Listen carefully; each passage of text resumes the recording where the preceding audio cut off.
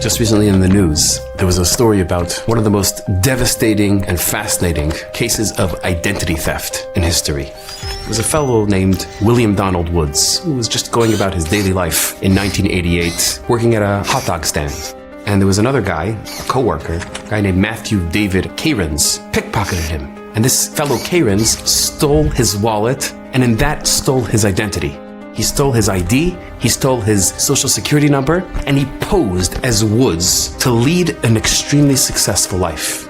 In fact, he got married based on this fraud, he had children based on this new persona, and he landed a very high-paying six-figure salary as an IT at one of the most prominent hospitals in America based on this persona. He succeeded for decades with this fraud to the extent that because Woods wasn't Matzliach, every time Woods tried to reclaim his identity, he got in trouble. And in fact, he sat in jail for more than a year based on his claims of identity theft. And he was actually placed in a mental institution for a significant amount of time as a result of this story.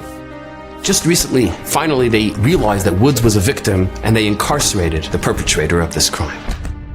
Rabbi Yaakov Hillel recently said that as observant Jews, sometimes we're the victim of an even more devastating and more scary identity theft than this case of Woods.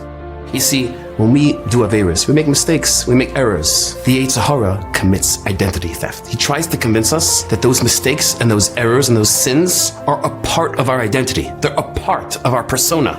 But that's the biggest mistake you can make. Said Rabbi Yaakov Hillel, there's a very interesting difference between someone who learns, who we call a ben Torah, and someone who commits repeatedly an Aveira, who we call a Bal Aveira. We don't call a ben Aveira. Why? The difference.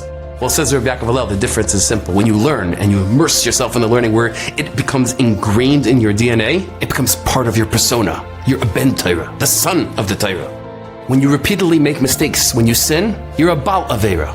At worst, you might be married to the Aveira. You could divorce it. You could sever the relationship. It's not a part of your DNA. It's not part of your identity. Well, said Rabbi Yaakov Hillel, if we truly internalize this idea that we're bonim atem l'Hashem Elokeichem, and no matter how low we fall and how far we stumble, we're still pure and pristine, and the Aveira didn't embed itself in our persona, only then are we truly able to really grow in our Avodas Hashem and rise up again, rebuild, and thrive.